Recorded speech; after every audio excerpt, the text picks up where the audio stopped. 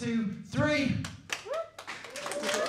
gentlemen, please welcome to the stage alongside Mr. Barney Stone! Hi everyone! I've always wanted to perform. I didn't know that I'd really like stand-up comedy though until I went to see my first ever live gig, and I was watching the comedian on stage. I just thought, that looks amazing. That's what I want to do. Comedy, it's scary, it's uncertain, it can definitely be lonely. You won't get paid for a long time. You might start to question your own identity. There was something good I was going to say after that. But it's like nothing else. And Yeah. Yeah, that.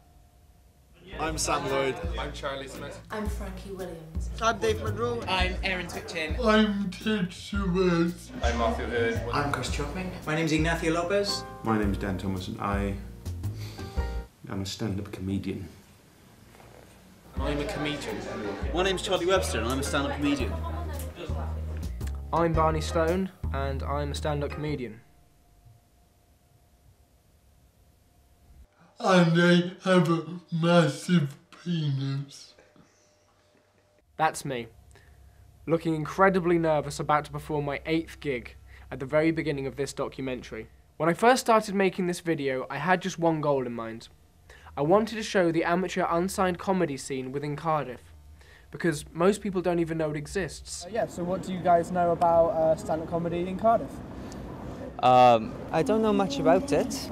Nothing. Nothing at all. But I've got a friend who is a stand-up comic, but that's all I know. But not in Cardiff. I don't know much about the scene here. Not much. I know the Glee Club's pretty big. Never been there, but I heard that's where a lot of people start out. I've never really been, so I don't really know a great deal. Not a lot. Sorry. Unfortunately, you wouldn't be blamed for never have hearing of Coco Gorilla's Brown Bear Comedy Night with Chris Chopping and Dave Monroe, or Goody Who's Vagabond Night with Jordan Brooks and Charlie Webster, Below the Deck Comedy Night with Leroy Brito, Karma Lounge's Night with Sam Lloyd. I wanted people to know about these nights and make my contribution, just like these predominantly unpaid, unsigned comedians, to putting Cardiff's unsigned amateur comedy scene on the map. But as the documentary went on, it did start to become a little bit more than that. I started asking comedians, why? Why stand-up comedy? Why even bother? So, as you follow me in this documentary on my attempt to learn the art of stand-up comedy, you're going to get to know these faces and more, and find out why anybody would want to be a stand-up comedian. Let's get Barney Stone! Alright guys. Yeah. Come on. So we're going to film Chris Chopping now, who's a stand-up comedian I've known since I started stand-up comedy.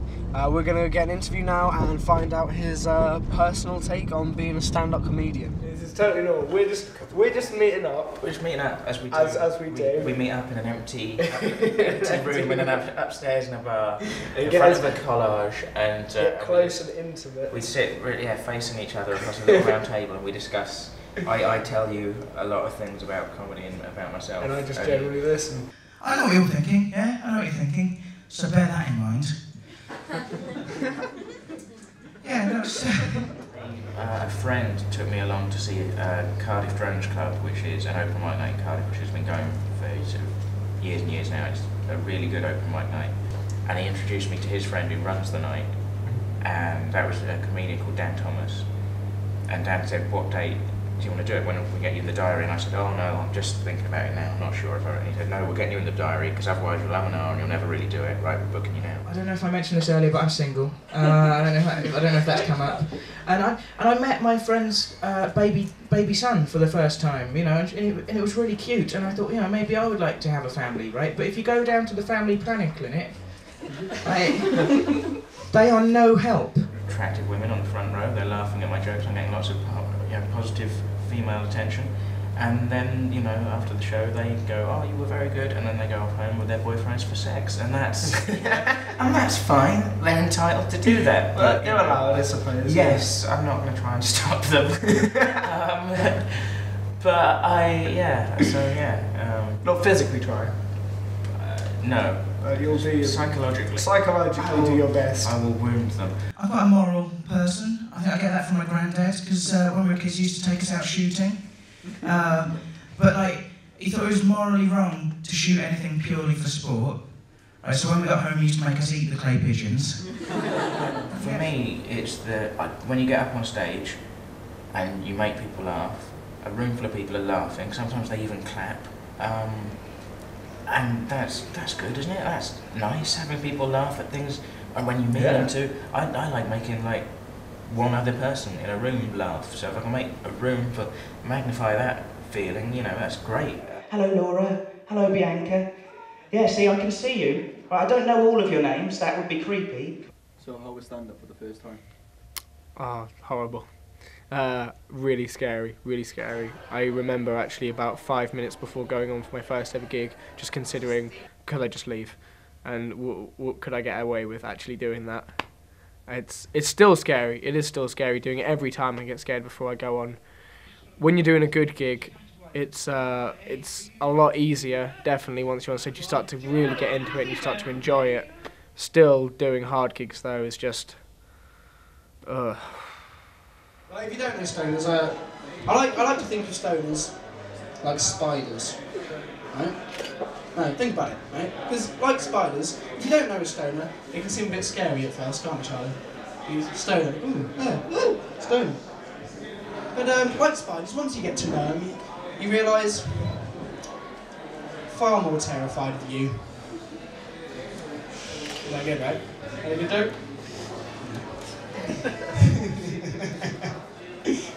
No one laughed then either.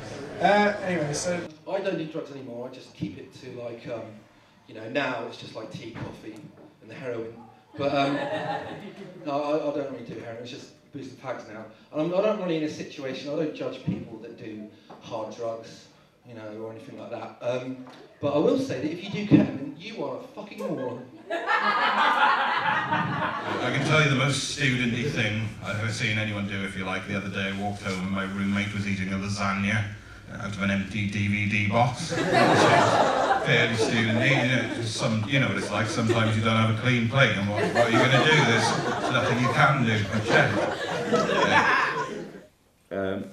I don't really get a buzz from it anymore. I used to. Like that 20th gig I had, where it was the first one I got paid. It was amazing. I was high for like 2.5 weeks. It felt like, and I hadn't done ecstasy at the time, but looking back, it felt like I'd done an E for 2 weeks. It was so much fun. It was just the best gig I'd ever had. And I still remember it now. I remember the feeling, but I never get that high anymore. So, yeah, I'm originally from a town called Swansea. That was the correct response. Who's anyone from Swansea? Yeah. How's that for you? It's, if you haven't been, I'll describe it for you. It's the only town in the country where the Ann Summers has a children's department. I was probably about 10 and my father got me, for Christmas one year, he got me Hancock's half-hour radio shows and Fawlty Towers. It wasn't like it wasn't like the Germans or anything, but it was the first time I ever laughed myself, like till I couldn't breathe. And that was a very nice feeling. I thought, I like that, and I want to choke other people, one way or the other. Cheer if you are drinking tonight! Cheer if you're sober! Oh, I was very happy. Oh, that's right. I'm not drinking tonight. I am. I'm just having one red shot. I'm not going to go nuts because I got a blinding hangover. I went out last night and made the mistake of mixing aftershock with drinking it, which is two things. I love doing it. When I love doing it, I love doing it. And I know what I'm talking about. I've had an office job. It's wretched. It's the worst thing you can possibly do, and everyone should quit immediately and screw up the entire economy just by going, you know what? This is mental. We're supposed to forage, or what have you, or be stand-up comedian, something like that. Just sitting in a just halogen lit office all day, typing numbers into a computer and just worrying about graphs. It's mental. Be a stand-up. You get a rush. Live. I don't get a rush anymore, but I remember when I did, and that was brilliant. I went to this house party and just ended up there chatting to this guy, just going, you! Tell me a bit about yourself. The guy was like, oh, well, thanks for asking. What can I say? Well, I've just come back from skydiving for 3 weeks. I was like, fucking hell, you must have started from high up. And this documentary's really helped me. It's really helped me look into sort of how I am on stage and how I interact, and I've changed a lot while doing it. So this will be Bob tonight. Say hello to Bob. And don't make him feel awkward. That was you're supposed to do. You're supposed to. Well done to you. The rest of you, horrible. But the thing I've learnt the most is the relationship between the audience and myself when I get on stage. You get a volunteer for this one, so no, not you. So I'm proud to become my most favourite member of the audience. Could you, what is your name, please? Jason. Can we give a round of applause for Jason, please? Through getting more confident on stage and repeating sets, it's almost as if the relationship between you and an audience sort of grows as if it would between two people, if that makes sense. Matthew, we're blatantly not friends because you're giving me the furry eyeball right now, which isn't a sexual reference, just in case you never heard that saying before. But you know, this has happened now. This thing's happened. So if we see each other on the street, might give it, right, mate? How you doing? Remember when you pulled me up on stage? It was a shit joke. I forgot how this joke goes. This can get awkward if I forgot how the joke goes now, Matthew, isn't it? Just. Alright, that's right. You know, I live with my Welsh family, and we get on really well, but I mean, you put us in a social situation like a wedding or something like that. And I mean, you know, I stand out a little bit. I'm a bit darker than they are, you know, we don't have the same accent. I mean, you put me in a tuxedo with these people and it just looks like the waiter stepped into the wedding pictures. It's just, you know, I get my uncle saying things like, who the fuck invited Manuel? Which is racist, okay? I don't appreciate that very much. Someone played a prank on me the other day. They went too far, they went too fucking far. I woke up and I found that someone had posted a half-eaten burger and a note, and it said, I've tasted this burger and your girlfriend's burger, and they're both on the turn. And by the way, you're shit at life. Maybe I am shit at life, but I'm fucking trying. I've got, you know, I'm walking around, do you know what I mean? I've got a hat. I'm wearing a hat on my head. Fuck you, fuck you.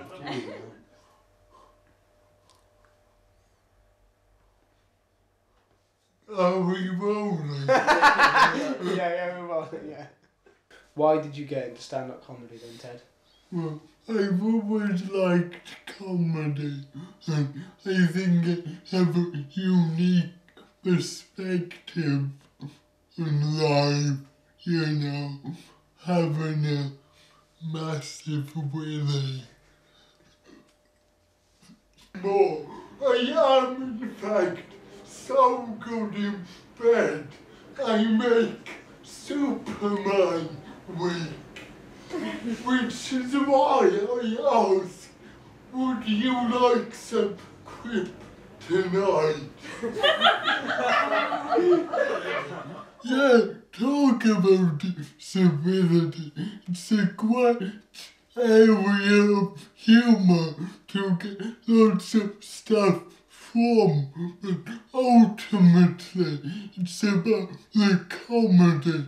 Everything you say has to make people laugh. Okay, that gag didn't work. Next one. I don't like pity. The reason why I swear a lot is so people don't go, oh, look at the sweet disabled guy. Oh dear, he just said cunt.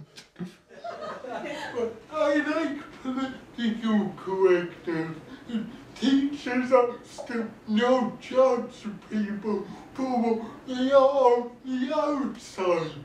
Get to know them, then judge the shit out of them. The feeling after a good gig, to see people laughing at what you said, to see people looking at you and think, yeah, I understand this guy. I'd hope if I had something like him, I'd be like that. That means so much to me. Laughter is the best medicine. It's true, don't yet. I do feel like I'm kind of proving something to myself when I do stand up.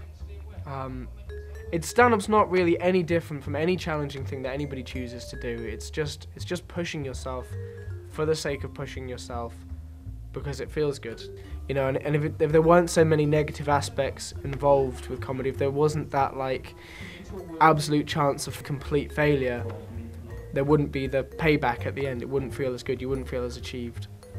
So yeah, that's why I do it.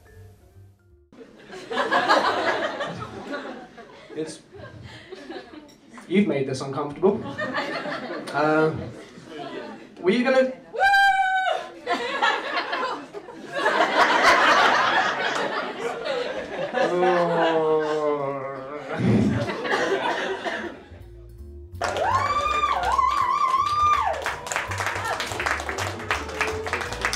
Now safe to return to your homes. These men are not a threat to your lives. Ladies and gentlemen, I've been Jordan Brooks. Thank you very much. Money, put in the thing if you want to do that. Charlie, be more aggressive. Money! Thank you very much, ladies and gentlemen. Good night.